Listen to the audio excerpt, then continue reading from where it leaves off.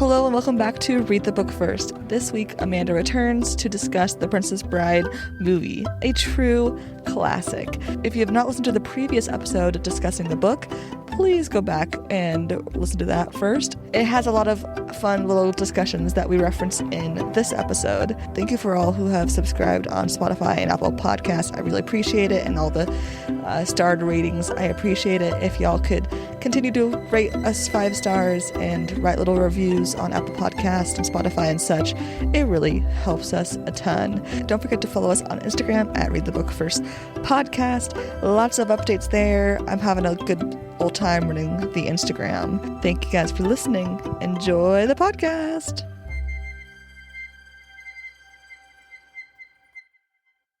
Welcome back, Amanda. Thank you for having me, Janessa. Thanks. Oh, you're welcome. Today we're going to be talking about The Princess Bride, the film, the 1987 classic film. And I'm very excited to talk about this. Side note, a few side notes. We had to start the podcast by thanking Isaac because I drove to Amanda's house and I forgot my notebook that had all my notes in it. And I was very distraught, and he so graciously texted me the pictures of my notebook. So thank you, Isaac. Number 1 shout out. We also got to give a shout out to my mom because she watched this movie with me on 2 days ago. Nice. And she also, as her favorite book ever is The Princess Bride. Mm-hmm. And she had told me a while ago when she had read The Princess Bride and then watched the movie, she was actually really mad at the movie at first. So I got her notes and thoughts on that. That's interesting. Okay, so before we get into the actual movie and our thoughts about it, I've been doing a lot of research on the behind the scenes. / I'm currently listening to Carrie. How do you say his last name? Ellis. Thank you. Carrie Ellis. Ellis. Yeah. Ellis. Carrie Elways. I don't know, man. It's just kind of fun to say. You're so confident that I believed you. Tricked me. Anyways, I'm listening. The more confident I am about something, the less likely it is I actually know what I'm talking about. Yeah, I know. But it doesn't mean I still believe it. Anyways, I started his book, As You Wish, Inconceivable Tales from the Making of the Princess Bride. And the audiobook has all the actors that I've written into Carrie doing their own audio, the ones that obviously are still alive at the time of writing the book, and it's so good, and I'm just I want to go back in time to be an actor. But in 87 this movie was filmed. It was not popular when it came out. It made twice the budget, which is not great in the movie world. I mean, it wasn't a flop, but It was a very mediocre movie. Everyone involved was really disappointed about it because they really were trying not to create the Wizard of Oz effect, where the Wizard of Oz, it was kind of a flop when it came out, but then as years go on, it becomes a classic and people pass it generation to generation. Yeah. But also in this weird way, now all the actors are we're glad it's become such a classic because people still go up to Mandy Patinkin and are hey, my name's Inigo Montoya, people are still doing that. So it's interesting. Which is cool, but it's also so sad to me because he's also just Tony winner. Yeah. Shout out to my boy George in Sunday in the Park with George. But anyways, I just think it's interesting, the world, because obviously we were not alive in 87. Nope. No.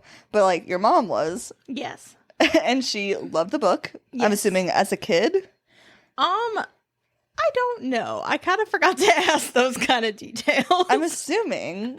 Well, so when did the book come out? In, the 60s. Okay, so she would have read it in high school-ish. Yeah. Yeah. Yeah. But, imagine this book, your favorite book, becoming a movie. And, I'm not going to spoil my thoughts, but, bomb-ass movie. Right? Everyone knows. You can't spoil that. It's that's not that's a fake Janessa spoiler. But and it's so interesting. And it's I want to be in that mindset. I want to be in the 80s watching this. Mm-hmm. But sadly, I'm a 90s baby. Yeah. So I just want to live in the behind the scenes of this world. Researching the behind the scenes and all the interviews with the actors and all the stuff and watching all these YouTube clips it gives me that same sort of I want to be a part of this club as when I was in middle school and my heavy duty Lord of the Rings phase and watching all the commentary versions and all of the the Fellowship actors like brohoods with each other. Like it gave me that same feeling of like I want to be a part of the making of this, not just like the world. Because yes, we all would love to live in a cool fantasy world that's not problematic. Like, right? Accurate. Right? But I want to like be the making of this movie. Like it gave me that feeling, and it just made me excited. Okay, before we actually get into it, I want to talk about the first time you watched this movie. Oh, okay.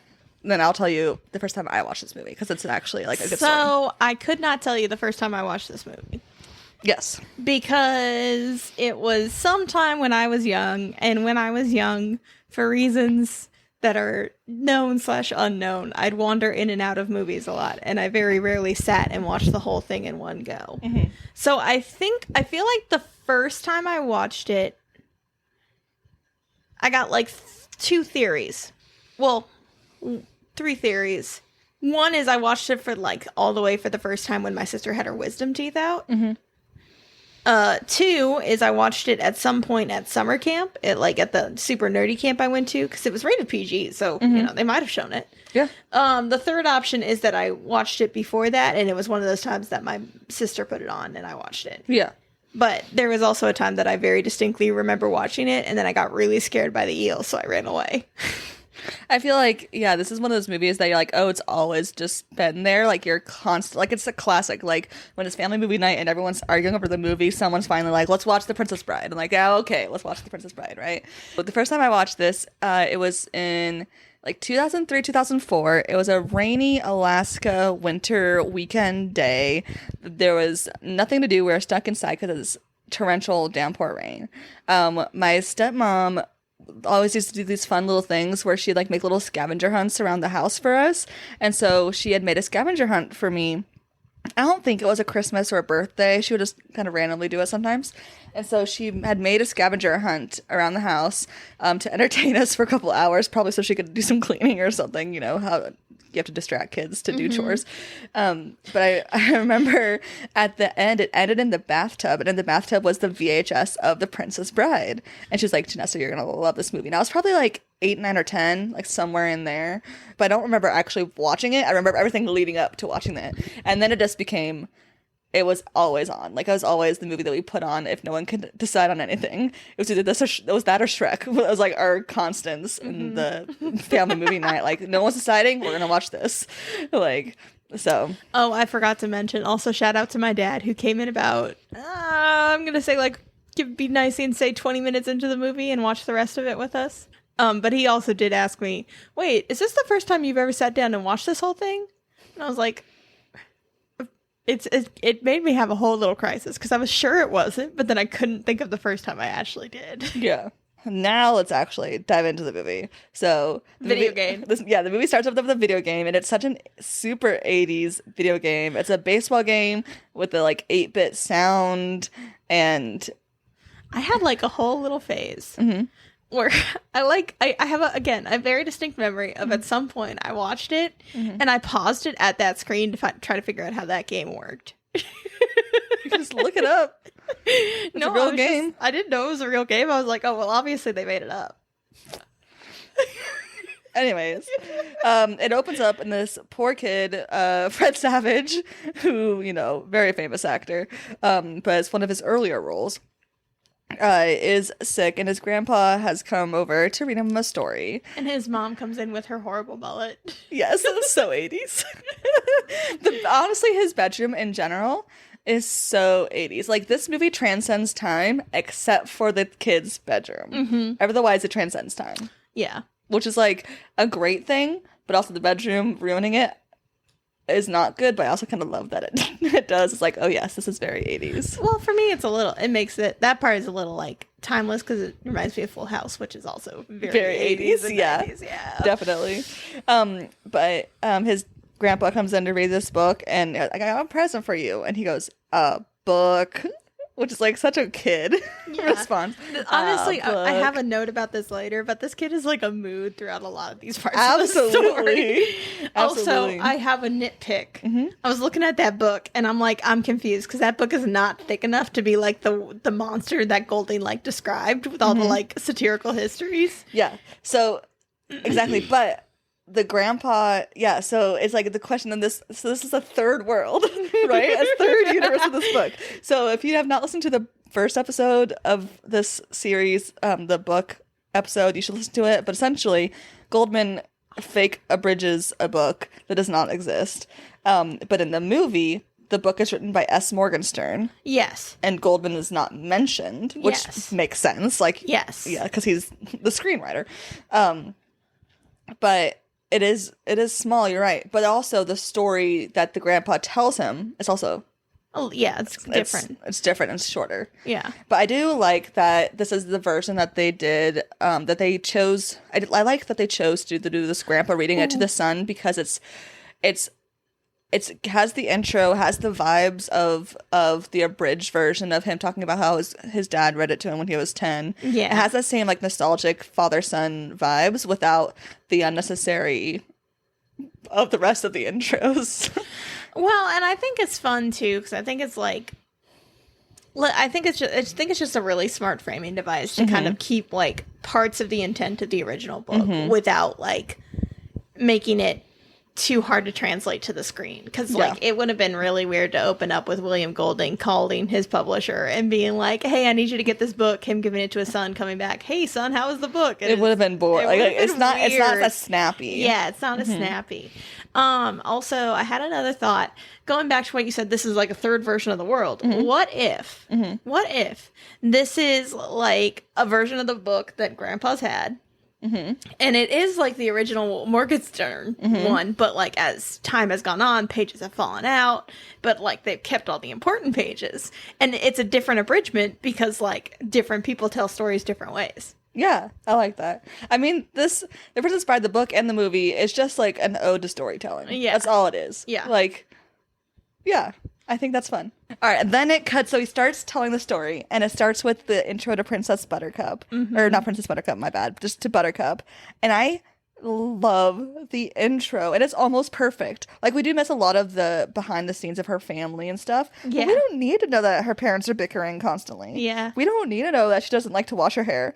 Like, it's just a lot of like it's a lot of extraneous details, which I get why some people, read my mom, were upset about, but also like as somebody who's coming in blind as I was the first time, it's like, oh, okay, so here's the story. Yeah. Girl, boy, boom, and done. It's beautiful. And the music, the chemistry is that was so literally good. The first note I wrote. The chemistry, man. They're that scene so where good. he goes up and grabs the water pitcher right next to her. 8-year-old me was like, that is what a hot man is. This is what I need. I need a man to get to the top shelf. Meanwhile, 8-year-old me was like, huh, he did that weird. He's staring into her eyes. Yeah, and I was like, that's a weird way to do it. I love them. Now I get it. I love them so much. And the music, and I'll talk about the music throughout this whole movie. The music of this movie is fabulous. But the song, the Wesley and Buttercup theme. Oh my gosh, yeah. Anytime I'm driving through a field, which is a lot when you're driving through America, I think of that theme. And I'm like, do, do, do, do, in my head. It got to the point that as I was like hearing that song and all the like little parts, I was like starting to tear up because I was like, oh my gosh, it's their song. Yeah. It's their song. Also, 2 quick notes. Can I talk about the leads real fast? Absolutely. So Robin Wright, right? Perfect Buttercup. She comes across like a little bit smarter than the Buttercup in the book, right? Like, that's not just me. Yeah. And wait, do we want to talk about Robin Wright a little bit more? Do you want to know some behind the scenes of casting? Absolutely. So they heard over 50 people read for the Buttercup because they're looking for the most beautiful woman in the world, someone who could play that, and also someone who was British is who they were looking for because everyone else had a British accent essentially. And so they're looking and looking.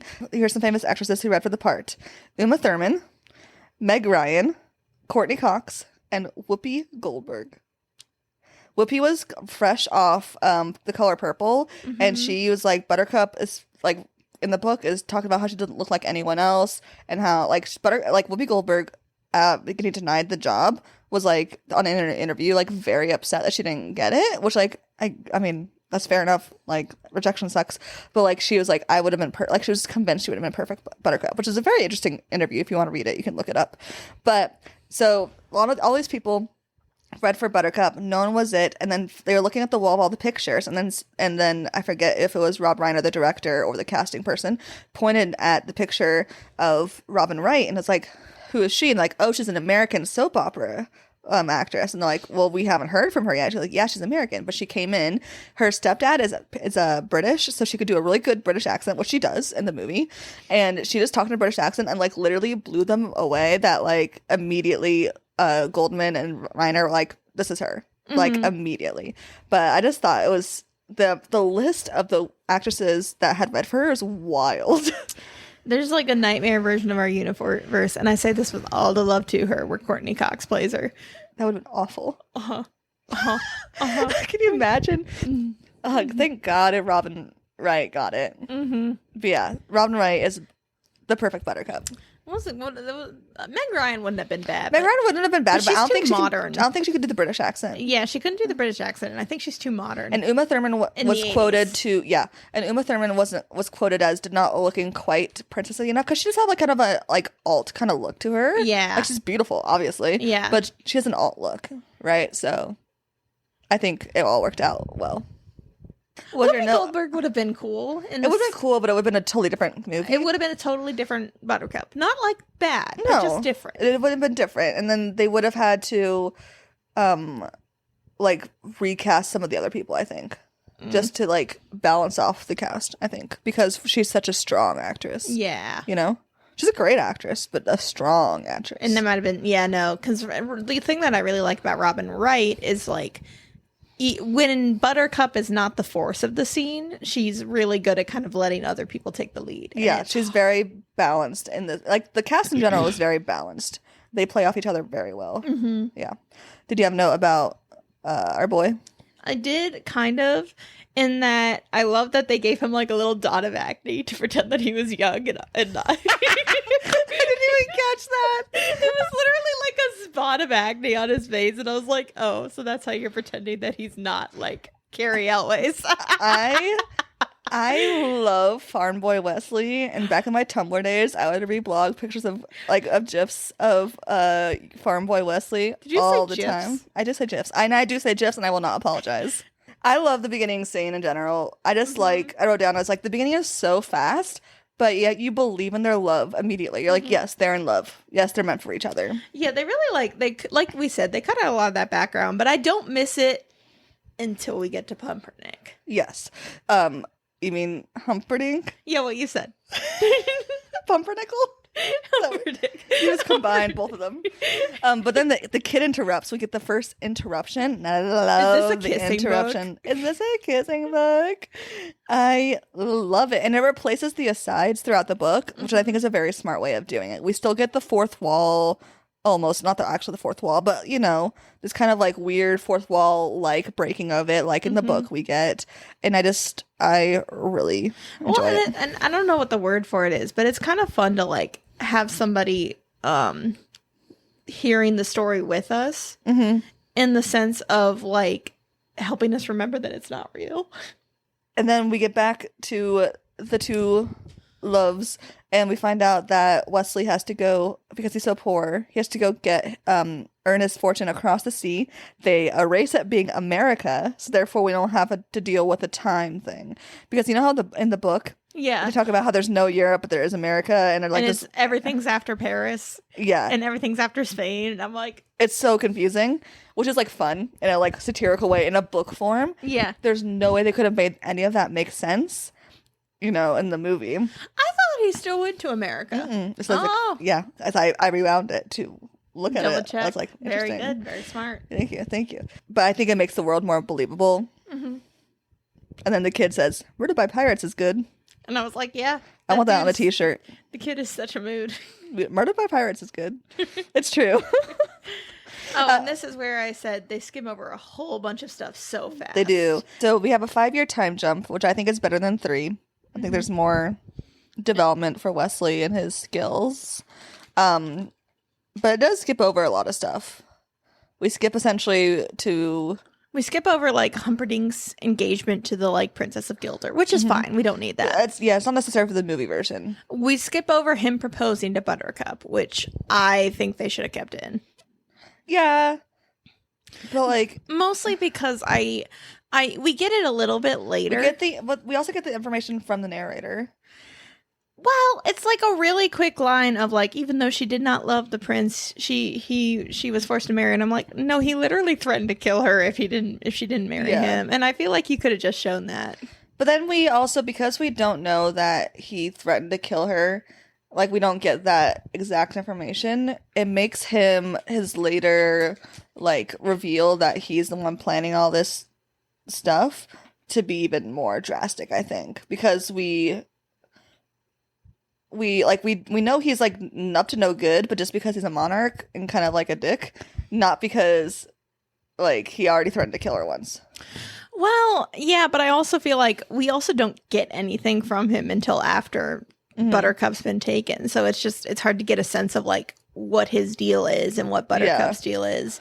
And the only the only scene he has is literally it goes from him introducing her to the narrator being like, Humperdinck promised that that she would grow to love him, and then she went on her daily ride. And I'm like, B-Real's gone off, so now I have to take a B-Reel. Smile. Because we do know that information from the book, we know that how evil he is, like how like crazy he is into hunting and how like terrifying it is. Like we do have that piece of he's terrifying is missing because we don't get that background information about how he hunts and the, you know, all of that. But also it's like part of the information that I don't miss. You know? Like I'm okay with it being gone, and that's just me, you know. That's just an opinion. I mean, it's not like a deal breaker. Yeah, it's just like something I noticed because I was like, because it still works without it, but it's just as I'm watching, I'm like, wait, hold up. Yeah. Where's the prince? What's up? Yeah, but when he stands out and is like, meet your princess, she was once a commoner like you. But I love how Humperdinck says Buttercup. He says, Princess Buttercup. Yeah, he's like fun. Buttercup, and I love the actor who plays Humperdinck. I think he does a great. We have a cat guest, Calypso. What do you want to say to your fans? If you heard anything, it was just the cat rubbing against the microphone. Yeah. So we just quickly get introduced to Buttercup being Princess Buttercup now. Only thing she loves is going on her nightly horse rides, which we don't find out that her horse is named Horse. I will say that's information I did miss. Missed opportunity. I love the horse is named Horse. But she goes off but it also makes sense that they cut it out because like there's no reason for it. There's no reason for it. And also this version of Buttercup is like, again, like a little smarter. Yeah, which I think is good for the movie. If she was as dumb as she was in the book, it wouldn't be fun to watch. It wouldn't be fun to watch. It wouldn't have played well. I think. But yeah, so she goes off on her horse ride, and this is where we meet the three. I love that they had Vicini give the exposition of the Gilder stuff. I think that was a very smart way to give it. It's very smart, and like it's done in a way that Fezzik and Inigo forgetting what exactly the job is and him giving the background, right? It's done in a clever way. Like I've never really noticed it until this rewatch where I was like, oh, they just info dumped, but in a way that does not make the audience seem stupid, and it's not like over explaining. It's like, here's what's happening. Well, it's smart too because like it's one of the like writing tips. If you're ever going to have a character do an exposition dump, have them do it in character. Vicini's a jerk about it. Yeah, and he's in character the whole time. I love the line that like I hired you to help me start a war. It's a prestigious line of work. I just love the boat scene in general. This is one of the scenes that my family quotes a lot. All the rhyming stuff. This is like. I remember, and I don't remember if I said this on the podcast or if I just told you when we weren't recording, but I remember being at my grandparents' house when I was like 10 or so. Like all the cousins were there, all my aunts and uncles, and we were watching The Princess Bride because, again, everyone loves this movie. And everyone started quoting the back and forth argument. Back and forth, and like especially the ending with this, does anyone have a peanut?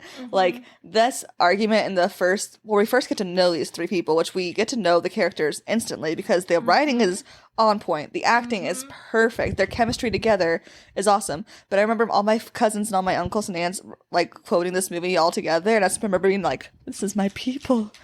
Like it was just like a cute little moment. I remember. Oh, other exposition that Vicini gives is like berating them of like quick backstory of where was Inigo before Vicini? Oh yeah, drunk. Where was Fezzik? In Greenland, unemployed in Greenland. Which is me currently. And then I love like Inigo going up to Fezzik and being like, just starting the little rhyme game. And like encouraging him. It's so sweet. I love the scene. Ugh. So much. Love the scene. It's a great scene. It is. And then they're on the little boat. And what I like about they're on the boat headed towards the cliffs of insanity, but we're not there yet. But like we're on the boat, it's night.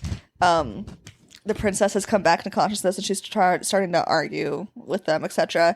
And we have the whole bit where Inigo's like, is anyone going to follow us? And Vicini's like, how can anyone follow us? Inconceivable. Nobody in Gilder knows we're coming, and no one in Florin could have gotten here so fast. Yeah, he's like, well, I just looked over my shoulder and well, I just looked over my shoulder and it happens to seem that somebody's following us. And then he's like, oh, well, obviously it's a fisherman in eel-infested waters. No, a fisherman out for a night on a pleasure cruise. But I like this bit, too, because it's like when we're not in, like, the castle or, like, the, like, field scenes. We actually see some of the backdrops, and I love that there's not much green screen at all used in this movie. Like, it's all very physical backdrops. It's not on location. And this one is obviously in a set in a house, because that's how you do water stuff usually. Yeah. But you can tell that the little boat behind it that's supposed to be, like, the mysterious boat is actually just a little toy boat that they're just pushing along. And I love that. But then we get to the eel scene. And so they're talking about the boats behind, and the princess jumps in, and they're all freaking out, and they're like, jump in after her. And then Nico's like, I can't swim. And I only dog paddle. I love it. Like, we haven't mentioned them by name yet, and so I'd like to take a minute to say their names. Andre the Giant plays Fezzik, and it's pitch perfect casting. Absolutely. Mandy Patinkin. Patinkin. What you said. Mandy Patinkin. Yeah, what you said. Is Inigo, and he's perfect, and I love him. He is perfect. And then Wallace Shawn plays Vicini. Yeah. And he's also great. Excellent. And I'm going to wait till the end to talk about all their casting and the rest of the casting. This makes sense. Because I'll go off on a lot of tangents. But yeah, so the princess is in the water, and they're all freaking out. I only dog paddle. And then they start talking about the eels. Those eels are scary as shit, man. They're terrifying. I remember being so scared about, like, the first probably dozen times I watched this movie, I closed my eyes during this part. Because it's so scary. Why did they go with eels and not sharks? I couldn't find out. I looked. I even Googled, why did they change it? And all that came up was, like, fun fact, in the book it was sharks. And I'm like, but, like, why? I like sharks. Do you want a fun fact about this scene? Yeah. About the making of the scene? So, all the background people, like, all the production people are wearing waders right when in this pool. It went from 3 feet to 8 feet.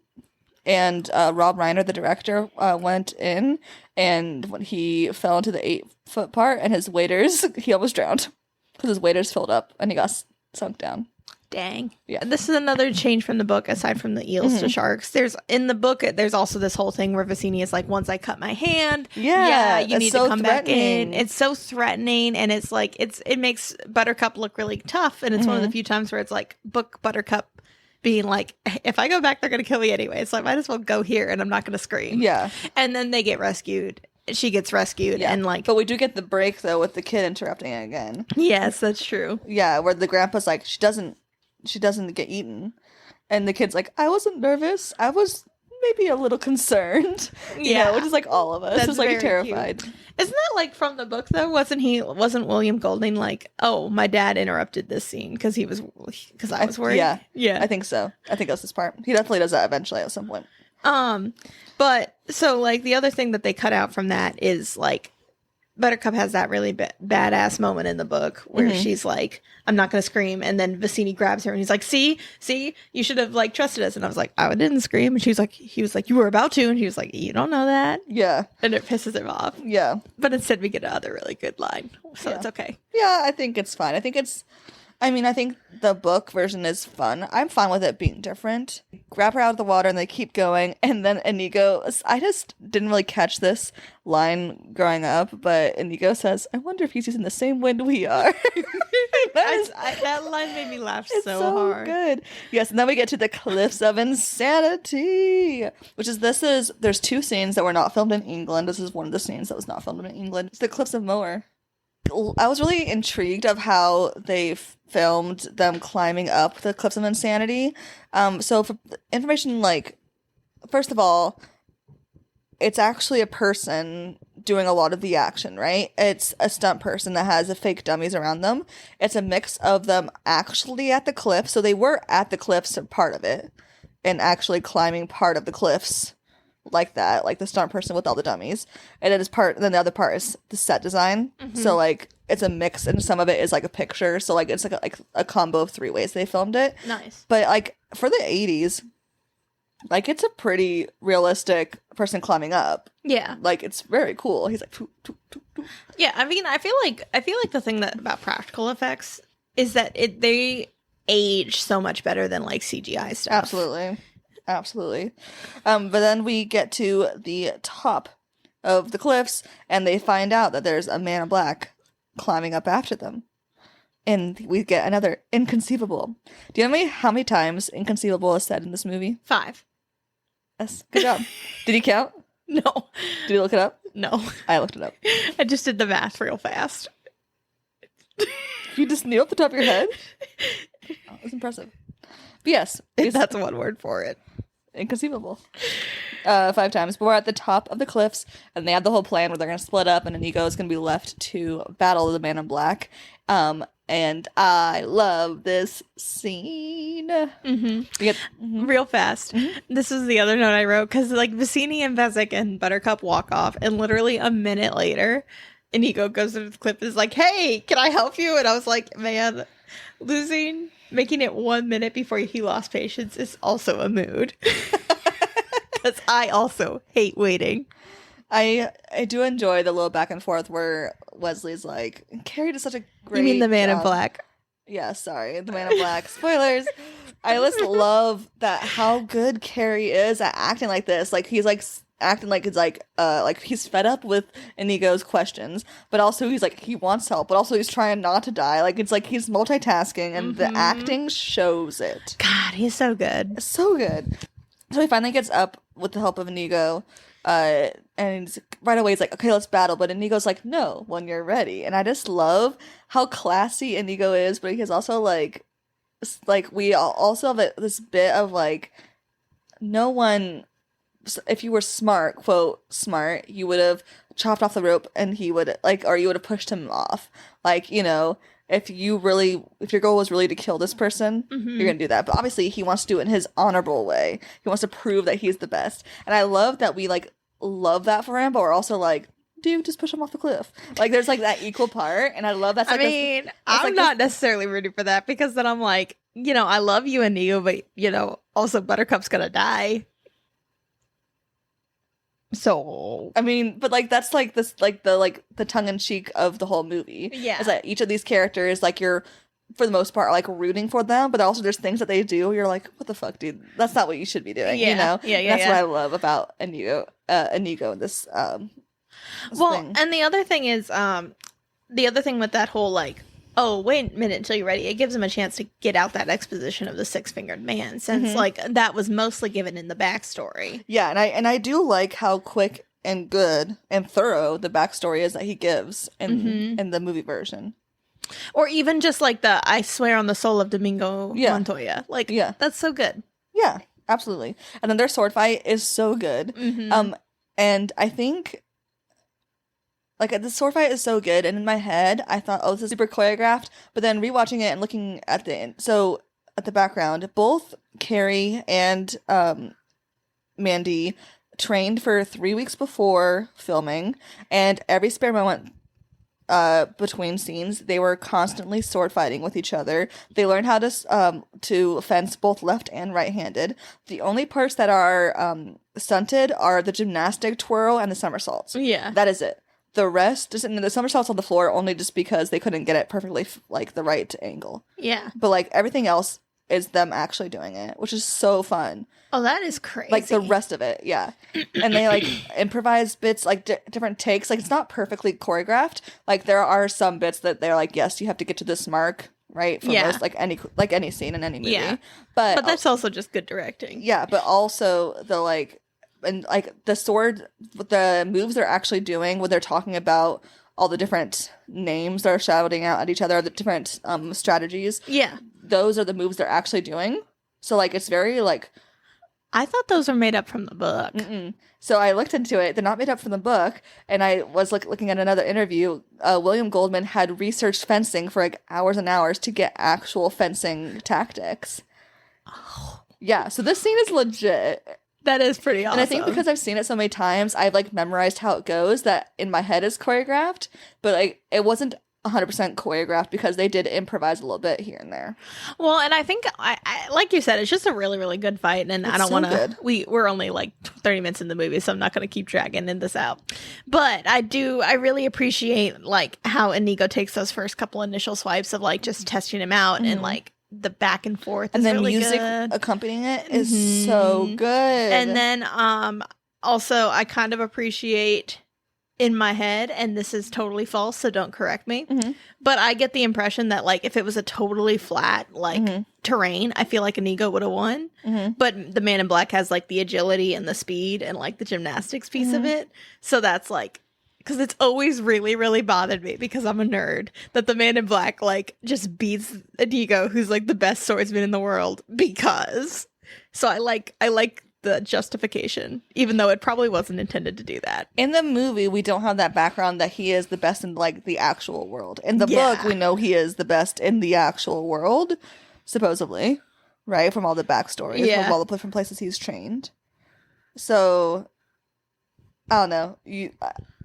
I know this bothers you. It does not bother me as much. I'm fine with it. I'm fine with him losing. And then we go on, and the Man in Black successfully knocks out Inigo and wins and moves on. Continues. And not before he says the line, Inigo's like, "Who are you?" And the Man in Black is like, "Can't tell you. I must know. Get used to disappointment." It's like, damn, bro. It's also the line in this fight, there's not a lot of money and revenge. I also like that line. That's good. But he goes on, and he has to now fight Fezzik. Dun, dun, dun. Yeah, there's a note. I have a note, and it's just Fezzik underlined. I love Fezzik. I love him so much. So good. So, fun fact, and this is, like, one of the ones that is, like, in pop culture, I feel like, that if you know the fun facts of this movie, is that Andre the Giant at this part was about to have back surgery, so he couldn't lift anything over than 100 pounds.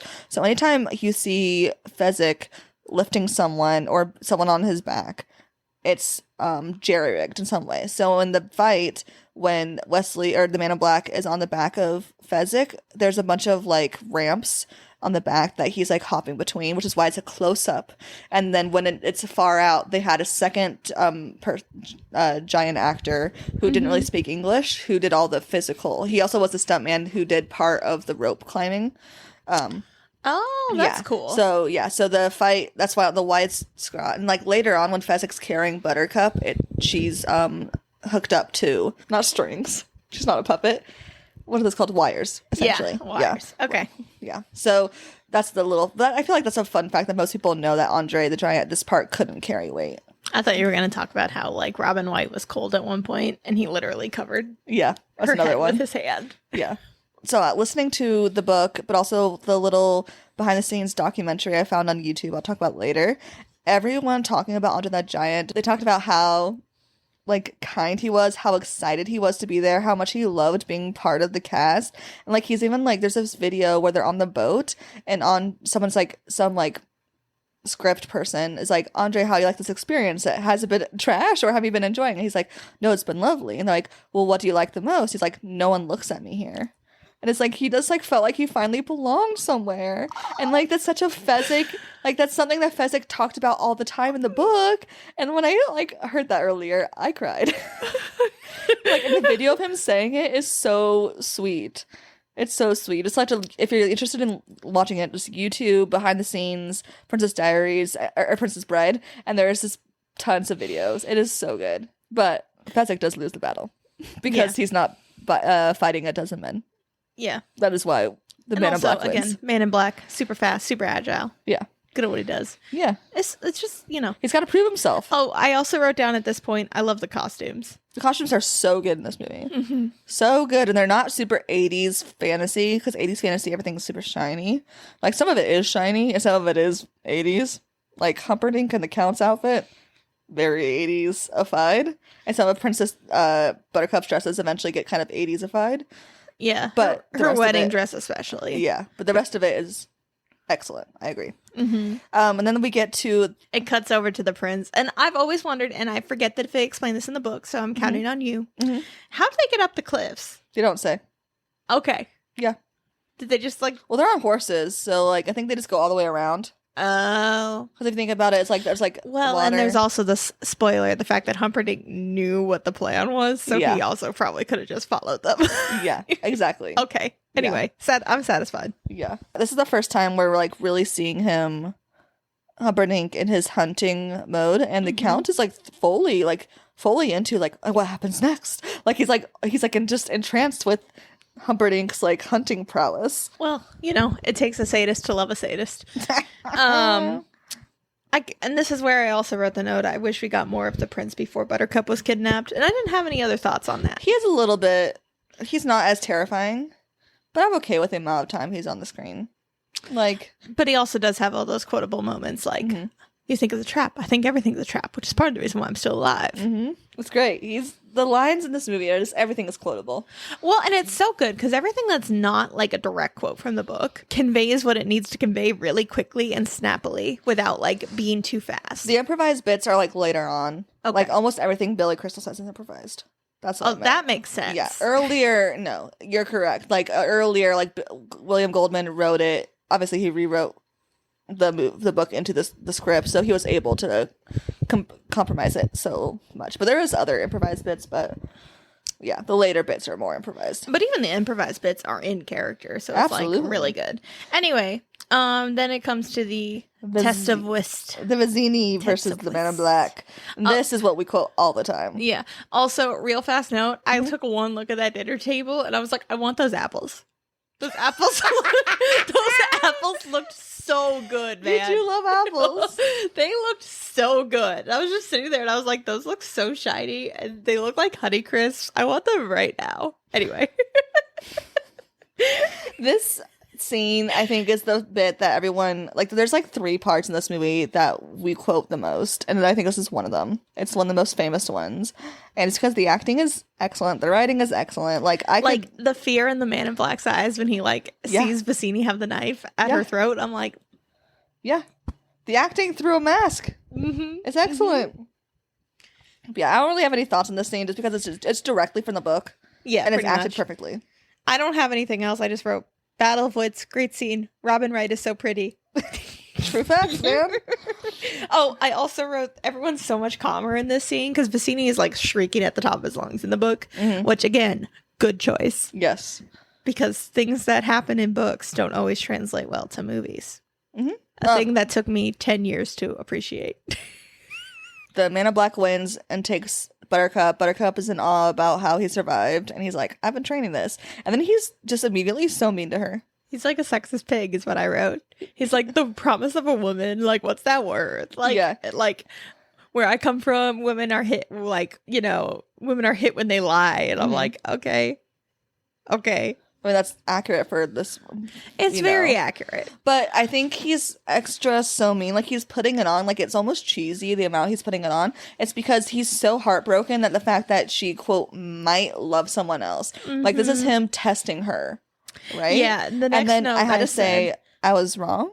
He does not hit her in this movie. Yeah. He threatens to hit her. And in the book, he hits her like 3 times. Yeah. But I claim that he hit her once, but I remembered him almost hitting her. He does push her up to a rock, like throws her onto a rock. I mean, yeah, and he's also dragging her across the countryside as he runs at breakneck pace, but he's not hitting her. Yeah. So I apologize, Amanda. I was wrong. My next note is he does put on such a good act, like, because it is like a good act, and honestly, I like it better than I like Wesley better than I like him in the book. Wesley in the movie, yes, he's way better because he just oozes charisma. Carrie just he carries it. He carries it. He oozes the charisma. It's so clear when he says all the like gross stuff that he's just saying it to make her mad.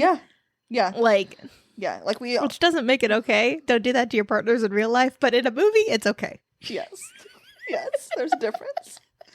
But yeah, they're arguing, and we get one of my favorite lines where life is pain, Highness. Anyone who's telling you something differently is selling you something.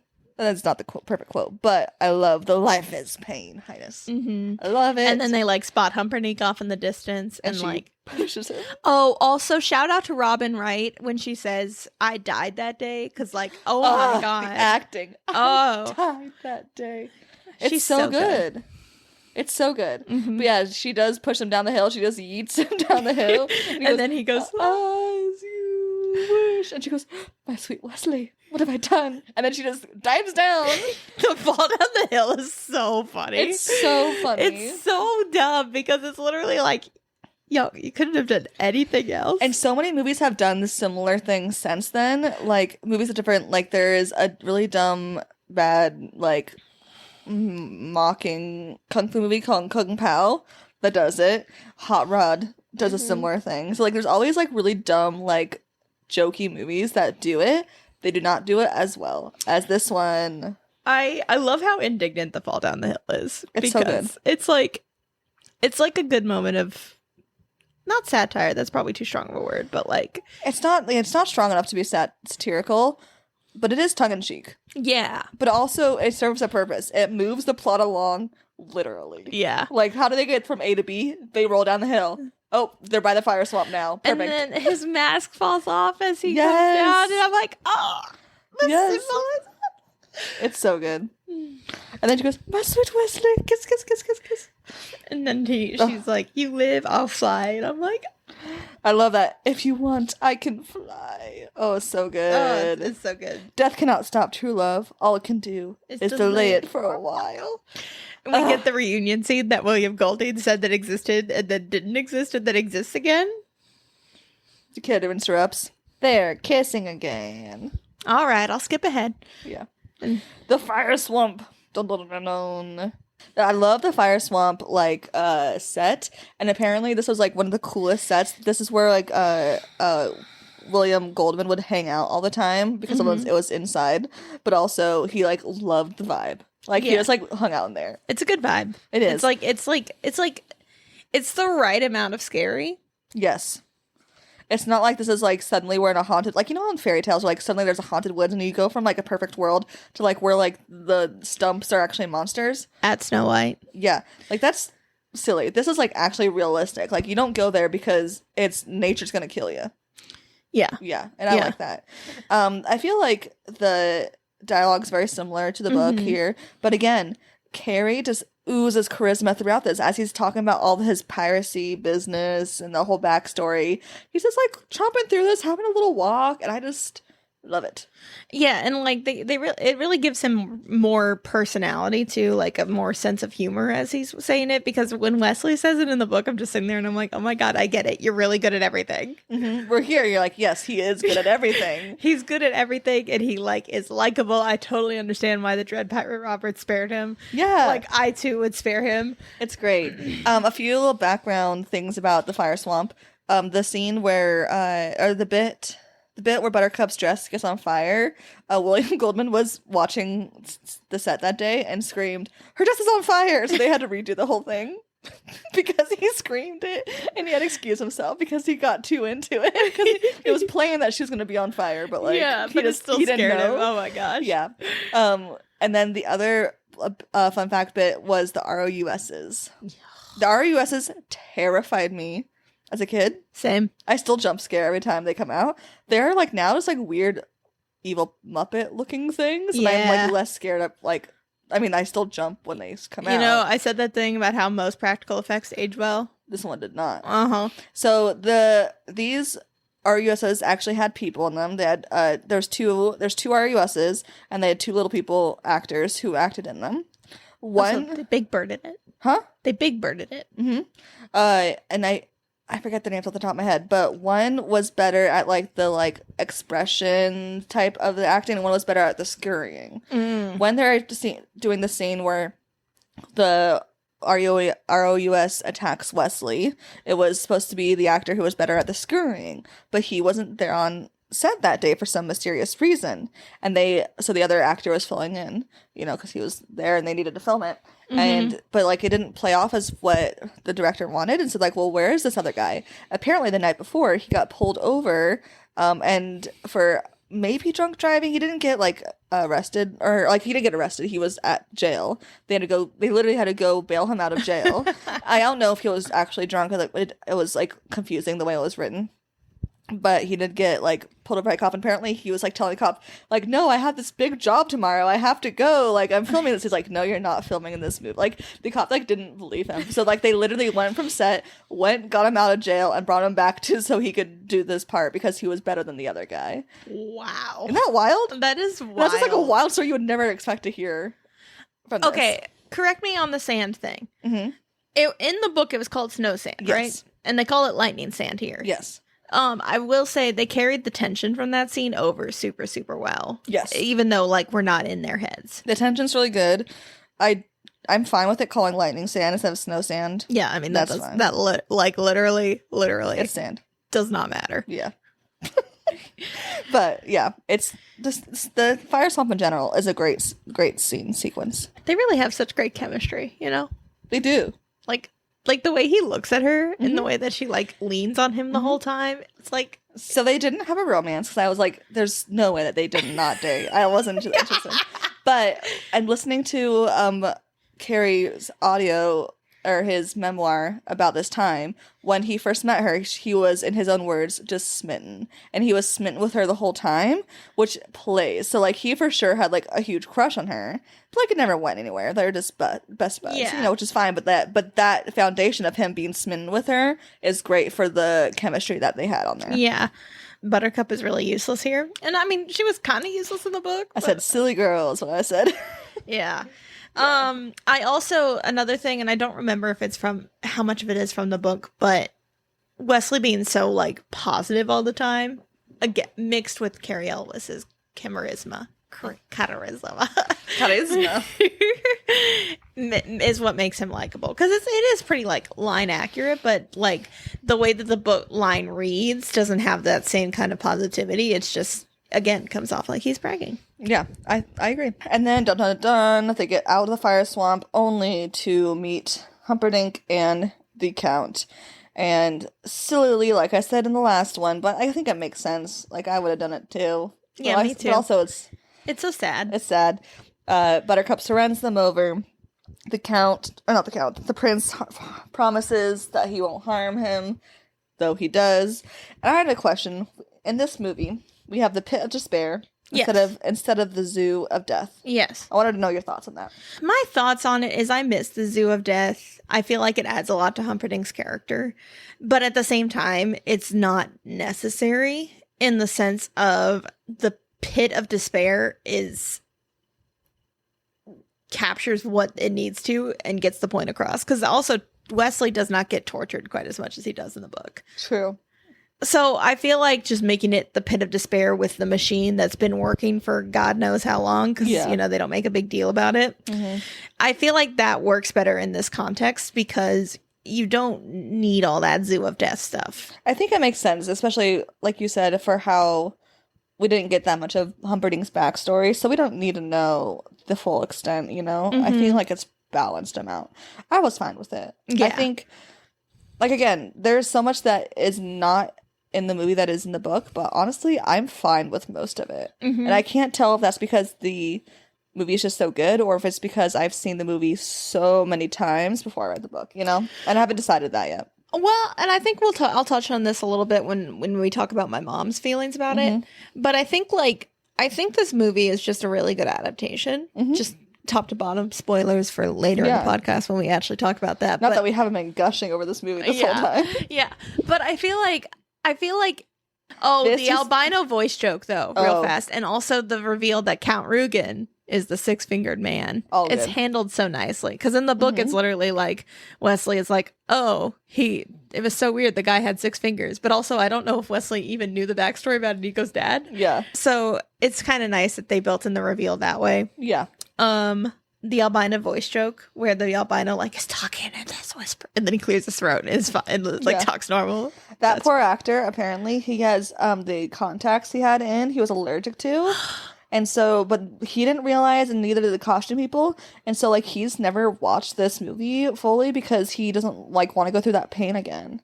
And that's so Aw, sad. That's really He does sad. a great job in his acting. Yeah. Like, he's a great, like, side character. Like, fully, He's also so different than in the book. like, in a good way. I think it meets the humor of, it matches the humor. Yeah, it matches Like, if the you humor. had someone playing super, like, the way that he was written, it wouldn't have matched. It wouldn't have It blended wouldn't have well. matched the energy, and also like it doesn't work as well because there's just that one torture. Exactly. But I thought that was really sad. I read about that. Poor guy. I also love the fake out. The Fake Out, when I was a kid, and even though I've seen this movie like dozens of times, because we watched it all the time, it got me all the time. The Fake Out. And then the old lady, young Boo, I've literally had nightmares of her being in my nightmares. Oh my god, same. She's terrifying. She is. Terrifying. Excellent job acting. You are terrifying. But yeah, and I'm really glad that they didn't include the other creepy Nightmares? baby nightmares. I did explain them to Isaac and he was horrified, so I'm glad someone else in the world knows about how horrifying those nightmares are. I mean, like it's one of those things that like it works in a book because rule of 3 and all that, but Yeah. you don't need It is 3. It is too much. It's too much for a It is movie. too much. The demands of film and book are different. Absolutely. I wrote down my parents quoted "Life isn't fair" at me a lot, and I can't remember who says it. Maybe it's the grandpa. It's the grandpa. Oh, it's the grandpa. It's the grandpa. That's right. That Humperdinck captures a really nice level of fake niceness and smarminess. Yes. It's cool. We have the letter and the 4 ships plan where Buttercup is like, And she wears this gorgeous blue dress. oh, the dress is so beautiful. Her dresses in general are all beautiful. Yeah. I don't really love the headpieces she wears, Okay, but like good. Yeah. but I love the dresses. Yeah. But yeah, so he is so, like you just said in this part where she's like, send out the letters. He's like, of course, and like then she leaves. He's like, I'm not gonna do that. Like, Well, and then it's he so and good. he and Rugen start walking in the forest, and we already know that he's kind of a dick because he like had Wesley sent to this pit of despair. Yeah. But we have the reveal. we get the reveal, and it's a good reveal. It's so and I also good. love the line that Count Rugen says where he's like, "What a pretty lady, trifle simple," and I'm like, "Yeah, bro, you don't even know the half of it, man." And then at the end he goes, I have Gilder to blame. Like I have a war to start. I have Gilder to blame for it. I'm swamped. Like where because he can't go watch the torture. I just really liked. I'm swamped. Also, Rugen during the torture scene, he's scary. He's so scary. It's like they took. I mean, Humperdinck was never that menacing, and I don't think he needs to be because the Yeah. whole point is that he's all bluster. Yeah. But like, he's so scary. Yeah. It's Like his super little scary. like he tortures Wesley and is like, oh, fascinating. And then he's like, tell me, it's for posterity. Tell me like how you feel. And then Wesley just softly whimpering and cries. And like in the book, he's faking a lot of it. Yeah. In this, he's not. Though to be fair, when the machine breaks out, he's not faking it. Yeah. Yeah.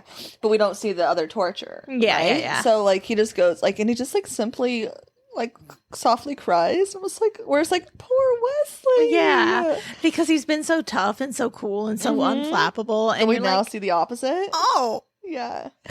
you made Carrie always cry. Yeah.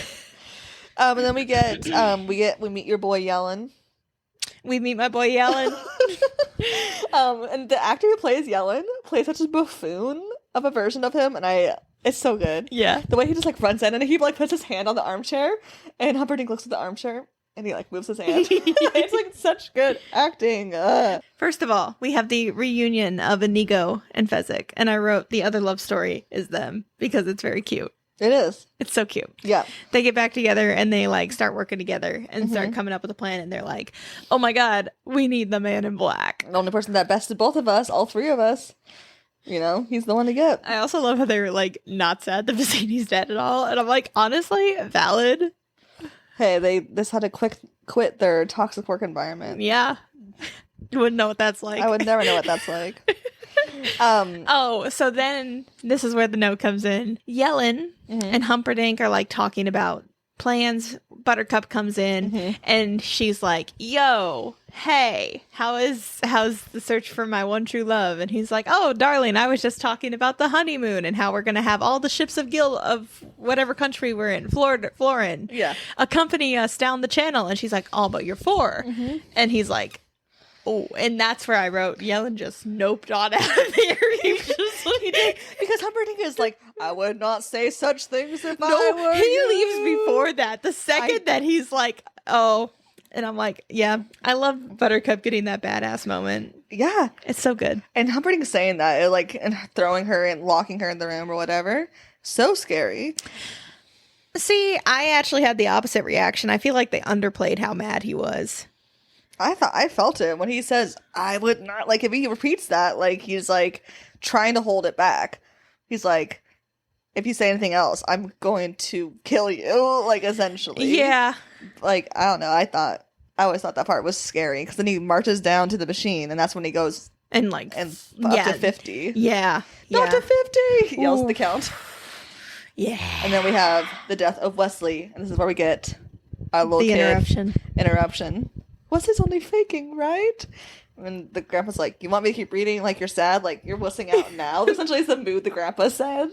And this is where he says, life's not fair. Like, you know? And it's just, I love it. And then we have my favorite thing from the book that I talked about last time, but also in this thing where, like, Nico's like, here's the scream. And he's like, that must be Wesley. And you're right. But he thinks it's Wesley because who else would be that sad about the marriage of his true love? And I'm like, he's just that sad because he's dying. Because he, like, you know, he, like, died. Yeah. But you think it's just because he's dying? You don't think it's because he's separated from his true love before he could save her? I think he's in immense amount of pain. I think, why not both? Because he's an immense amount of pain from the machine. It almost killed him the first time, and he had the little soft whimper. Do you think there's a single coherent thought going through his head? I think there's only one coherent thought in his head always, and it's Buttercup. I mean, also true. But yeah, but this is like the most like plot holy bit is that Inigo's like, screaming man must be the man in black. Like, that is the biggest plot hole in this whole thing. I love it. I don't care. I absolutely love it. I'm just saying that because you're pointing it out. Like, I call it, I love right for the wrong reasons. It's my favorite. It is a good time. But they go off to buy a miracle, and we get the iconic scene. But we go up and we meet Miracle Max, aka Billy Crystal. I love this movie. So Billy Crystal and Rob Reiner are BFFs. Rob Reiner. Oh, okay. Now I remember. I read my note. So that whole like grandpa interruption scene where he's like, "You're getting too upset. I'm gonna get up to leave," and I'm like, and I wrote, "What a dick." You're gonna get up. You're gonna move to stop in the middle of Wesley being dead. Like, what a cliffhanger to leave your sick child, Grant. I mean, he's not meaning it. He's obviously being silly. Oh, I think. Probably. Yeah. Again, you're probably right. Anyway, Miracle Max and subject. So, Billy Crystal and Rob Reiner are like BFFs. And when Rob Reiner got the okay from William Goldman to do the script, he sent it to Billy Crystal. I was like, "What character do you want to play?" Same with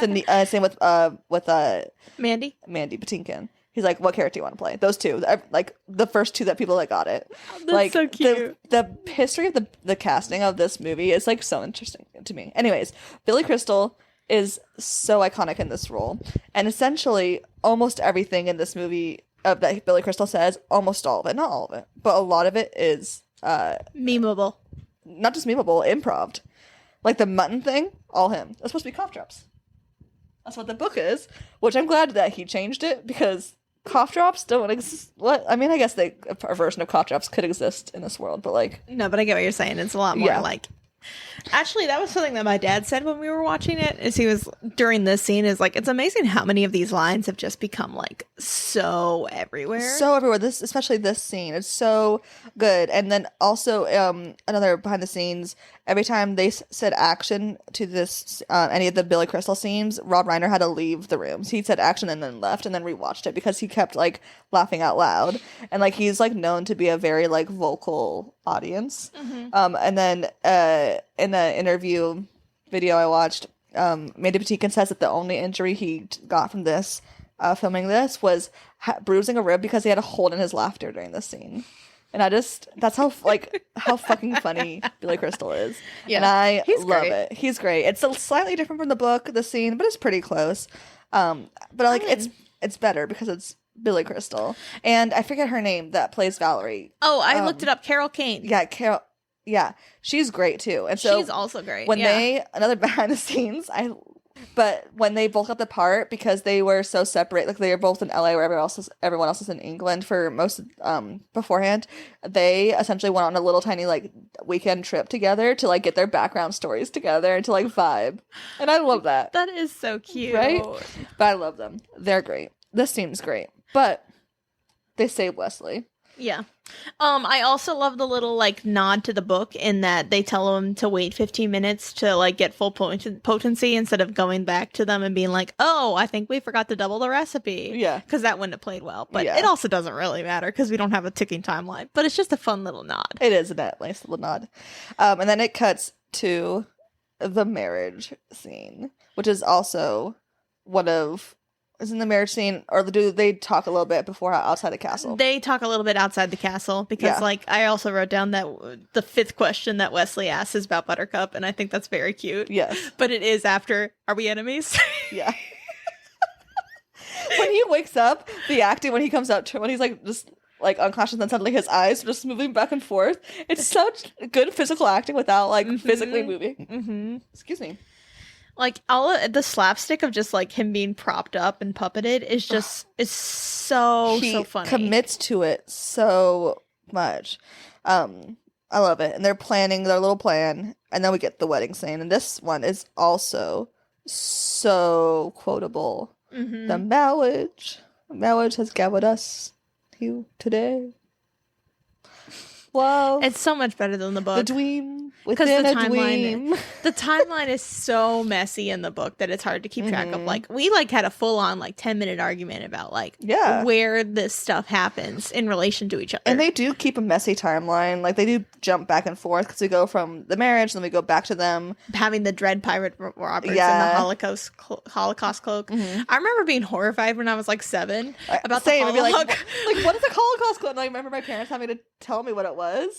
And no, I was like, so you were also like, oh my God, why are they like naming something after the Holocaust? That's so weird. Yeah, it's because apparently it's a word that existed beforehand. Who would have known? Right. Nevertheless, I was also freaked out about that part. And then it goes, the music, dun, dun, dun, dun, and then there's people running in the halls, and then he goes back to the wedding, and he's like, man and wife, and then that goes back to like it just keeps jumping back and forth. But all the like stuff that Buttercup was thinking in her head about, oh, Wesley's coming now, she like says out loud to Humperdinck, which I think is a very good touch because Humperdinck gets to be like, I killed him this morning, and she's like, then why are you scared? And I'm like, yeah, Buttercup, you keep saying thanks to the man who holds your life into his hands. Yeah, and then the storming of the castle is so similar to the book too. Like most of these scenes are, I mean, not like identically, like you said, the timeline bits, but like we get them when it's their like yelling, handing over the key. That's so funny. It's so funny. He's like, oh, what key? Oh, this key. He just like tear up his arms. Oh, here you go. Yeah, here you go. Like them getting the first set of soldiers with the Six-Finger Man, and then literally Inigo like defeating all of them within like 10 seconds. Yes. I'm like, I'm glad he finally gets to like show off that he's actually good at this. Yeah, and then the Six-Finger Man Count Rugen just bolting is so funny. It's so good, and that chase scene is so like dramatic. They're just running around this castle. Okay. Fun fact, dun, dun, dun, dun, dun. This castle, they're like, I forget what it's called something house, but all of the furniture and all of the wall hangings throughout the all the different rooms and throughout the corridors are actually from the medieval period. Like, it used to be a museum, and then Oh, wild. yeah, so like they didn't bring anything in. They just were like, we're gonna use this, and y'all gave us the okay. Which someone in the historical society there was probably pissed off.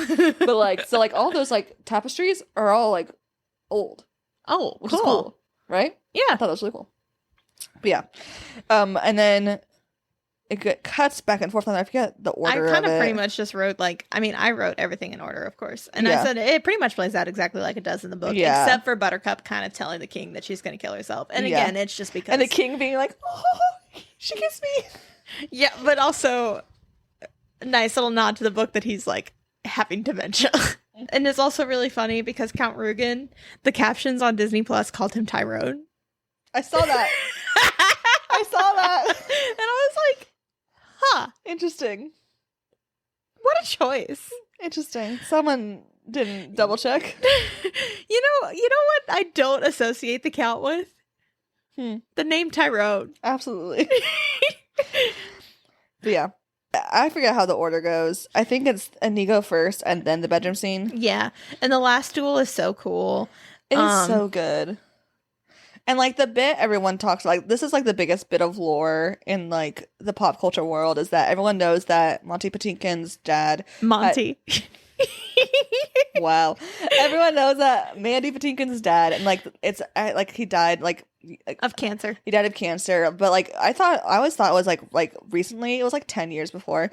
But he in this really pretty in this interview I was watching, he talks about how he knew that he was like he acted as like emotionally that he was battling the physically like sword fight battling the cancer that had killed his dad, and so like that was the emotions that he was putting through, and that he like truly felt when he does like quote kill Count Rugen, that he like did feel like he beat his dad's cancer and that he felt like his dad was there, and it's like a very sweet like interview. I also love the line in the movie better where it's like I want my father back, you son of a bitch, instead of I want Domingo Montoya. Yeah. And I'm like, no, it's so much better. Also, guess how many times my name is Inigo Montoya is said throughout the movie? 17. 17? Yeah. 6. He says it once before Count Rugen and the rest to Count Rugen. Well, you can't win them all. I'm baffled. I take back all that praise I gave you. It feels like he says it a lot more than that. I counted. I tallied. No, I believe you. Yeah. But yeah, and then we get to the bedroom scene where Buttercup's about to kill herself, and Wesley has that silly line about the perfect breasts in the world. Yeah. I eye roll every time of that scene. I'm like, okay.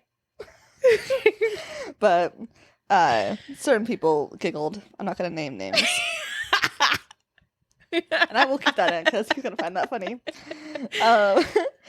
But then we have, like, she's, like, kissing all over him, and he's like, be gentle, and then she grabs his head, and he hits his head on the backboard, and it cracks me up. And then he says gentle again. I felt so bad for him. And then poor, like, Buttercup living up to her book where she's like, why aren't you hugging me? Why aren't you kissing me? Like, Yeah. hun, put 2 and 2 together. Yeah, he can't move. I also said how, like, I also loved how, like, again, keeping up with her book characterization. She was like, this old man said man and wife. And I'm like, you mean the priest? Yeah. She should know what a priest is. Oh, honey. Oh, yeah, but Humperdinck comes in, and essentially Wesley again charismafies him to chill and give up. And I love it. And then, like, Humperdinck has that line about, like, this is the first time a man has ever insulted me like that. And that's when I wrote, it won't be the last. Which I thought it was interesting because Buttercup also insulted him earlier today. And I was like, yeah, but she's not a man. Yeah, so I was like, is that the first time he's been insulted by a woman, or is there been other times? But this is like where I think my earlier comments about the cat, like the prince, really bother me because, like, you know, they built him up as this great hunter, this great this, and like, I feel like when you have him in this movie, you don't get the sense that he's ever been brave, which is fine. And I feel like you lose out on that great moment of just him revealing that he's been a coward his whole life. Yeah. Which, I mean, they call it out earlier with Buttercup, but it's revealed to be true with Wesley. And I feel like that's a great, like, arc for the prince as a villain. Yeah. Fezzik being outside with the 4 white horses, and then like in the movie version, you're like, how did he like find 4 white horses? But like in the books, the horses come up like 2 or 3 times with Humperdinck's hunting prowess and stuff. So like they are like, it is a reference to a thing in the book, but we don't have the knowledge in the movie version. He just has 4 white horses. See, I never thought about that. I thought when he was like, oh, I went to the stables, I was like, oh, these are the horses that Buttercup rides. Her horse wasn't white. I mean, I don't know. I wasn't paying that good of attention, man. And then I love how she floats down. That is where I wrote down, I love the score of this movie. It's so good. The score throughout the whole movie. It's such a good ending. It's such a good ending. And then they all ride off into the sunset. And they have the greatest kiss. In history. Yeah. Because they moved Well, the grandpa stops the book early. Oh, yeah, that's right. And he's like, no, I can handle it. And then we get instead of having it at the beginning of the book, yeah, they have it at the end, and I like it at the end. There have been 5 great kisses, or etc. And it's just a great ending for the 4. Yeah. It's a fairy tale ending, which makes sense in this story about a story. Yeah. Right? And then it closes off with the boy being like, Grandpa, can you come back tomorrow and read it again? Or read something else cheesy. Yeah. It's adorable. And then the grandpa says, as he leaves, he goes, as you wish. Mm-hmm. And it's so good. Yeah. It's so good. So do you want to hear my mom's thoughts? I would love to. So, like, I didn't get a big detail on it because, it was the 80s and that was 30 years ago for my mother. And for me, too, but I wasn't and for the world. Not the point. So it really bothered my mom that, like, all the details that we've been talking about that were left out. Mm-hmm. It really bothered her that they were left out and the order of events were switched around. She described it to me as like it was just her favorite book that she could memorize forward and backwards. So going in, she had such high expectations for it. And so when it wasn't like a word for word recreation, she was like disappointed. So then she talked to her friend and her friend was like, well, I guess I didn't have the disadvantage of having read the book first. And my mom was like, oh. And so she realized that she had to appreciate it on its own merits. And then I wrote a little note. She also missed the meta plot, all those asides that you did not miss. She missed a lot of the meta plots. I mean, it is the style of the book. It is the style of the book. And then also, like, it really takes out these are my own interpretations from what she said. Yeah.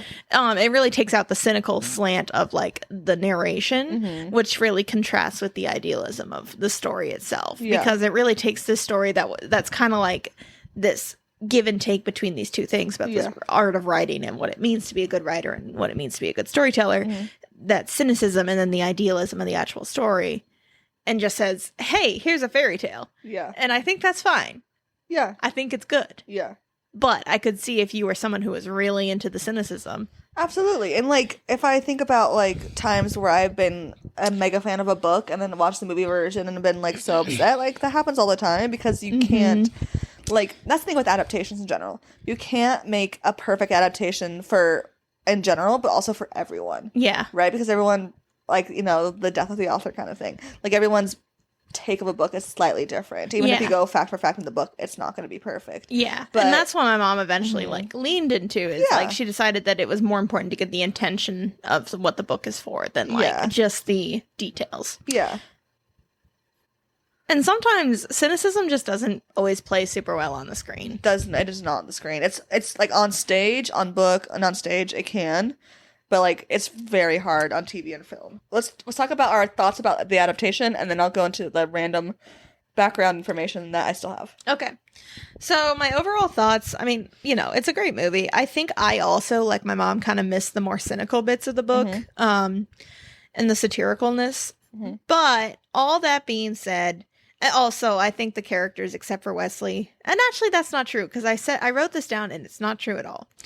I said that I felt like the characters were flatter, but that's literally only true for Humperdinck and a little bit of Buttercup, and that's it.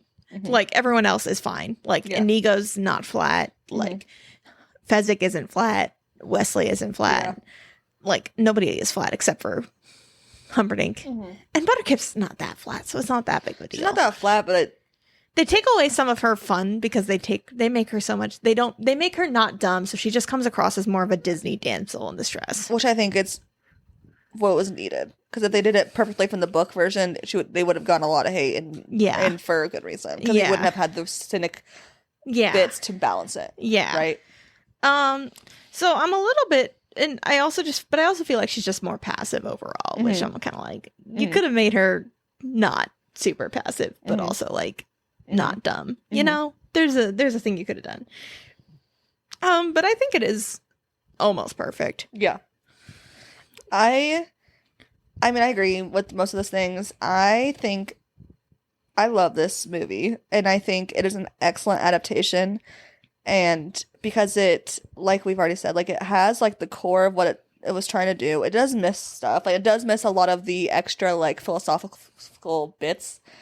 But what I like about loving the book and loving the movie is like I love the movie, and to me that's because I've watched it so many times before I read the book. It's almost like this is the OG to my brain. Yeah. It's not in real life, but like in my brain it's like the OG. I get that. And then everything the book gives is just like bonus information, but in a way that I'm like, I feel lucky to know that bonus information. Like I'm part of a club that knows this bonus information. Like, you know what I mean? And that's like a fun feeling. It's like watching The Lord of the Rings, kind of, in a manner of speaking, because you're like, oh my god, that's a reference to that thing that Tolkien wrote like a 30-page essay on. I mean, kind of. Yeah. You're like also a hardcore nerd of Lord of the Rings, which like I am. But like, I guess. Ironically, I am not. I know.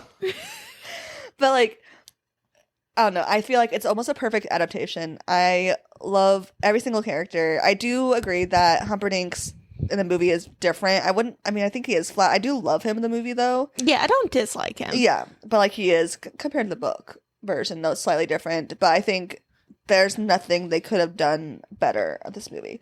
Like it's a perfect adaptation. This movie stands against time. Like you can like this.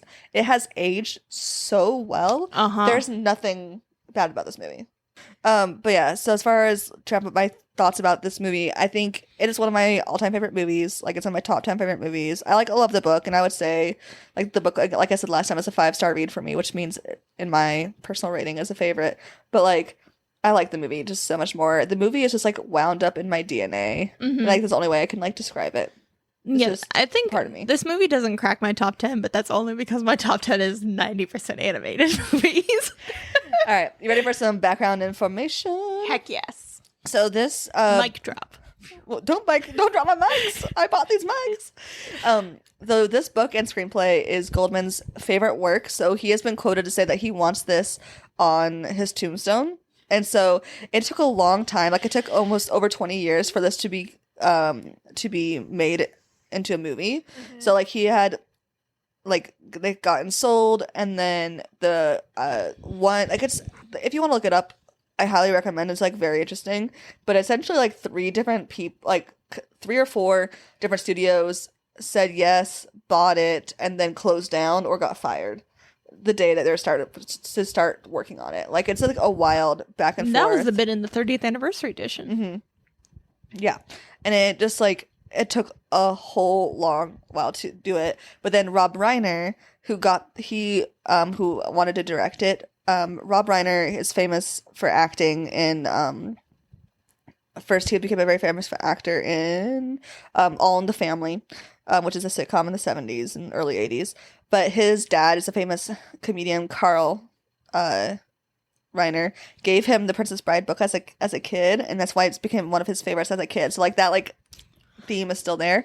Rob Reiner was like, I really want to do this when he first started getting to the directing movies, and so he approached Goldman. Goldman said yes to him, and later Rob Reiner would go on to write and direct When Harry Met Sally, which stars Billy Crystal, and also Stand By Me. And I have to correct myself from the last podcast. I said that Goldman wrote the script of Stand By Me. That's wrong. Stand By Me was directed by Rob Reiner. It is a movie adaptation of a novella by Stephen King, but Goldman did write 2 screenplays for Stephen King, just not Stand By Me. So I got that wrong. He did write screenplays, just different ones. Yeah. But the Rob Reiner's career is great. I highly recommend reading his Wikipedia page. It was very entertaining. So I know we talked already about actors who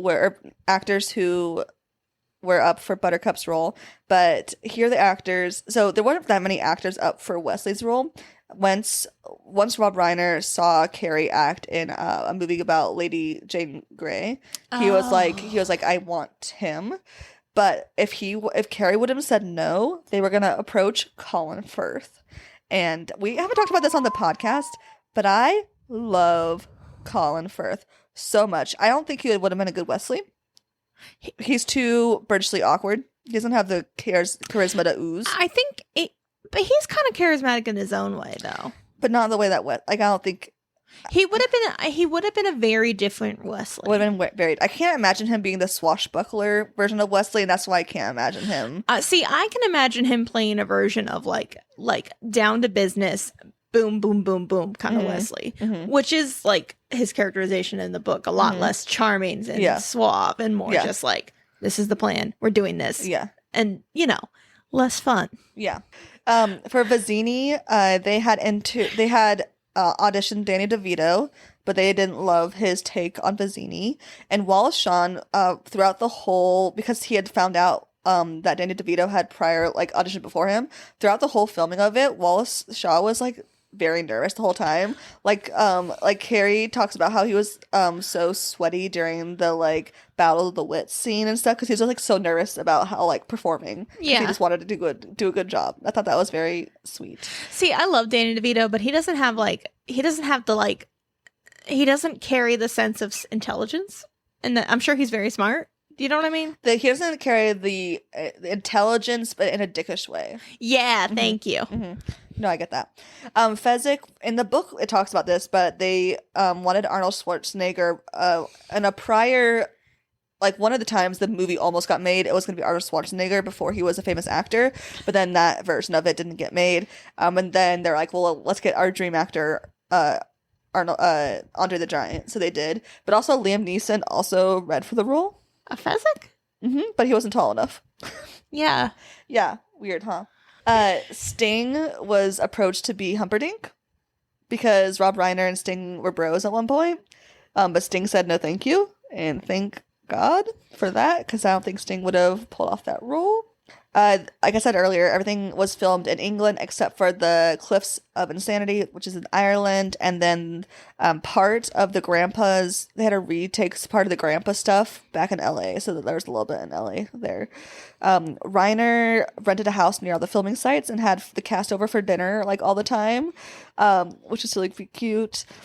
If you want to look on YouTube, a lot of this information I got off if you look up As You Wish PB documentary on YouTube. It's this really, I don't know who made it, but it's a really good little interview compilation. I really liked it. I definitely recommend reading, if you are a fan, the As You Wish Inconceivable Tales of the Making of The Princess Bride. I'm listening to it now. It's fantastic. They did, I'm gonna see what you think about this. So they did, based off in the book as well, the Dread Pirate Roberts was inspired by Bartholomew Roberts, or Black Bart, who was a famous pirate. Yeah. Do you happen to know much about him? I'm about to disappoint you. No. I thought you would. Okay, Anyways. Look, if it's Blackbeard, yes. Anne and Bonnie Reed, yes.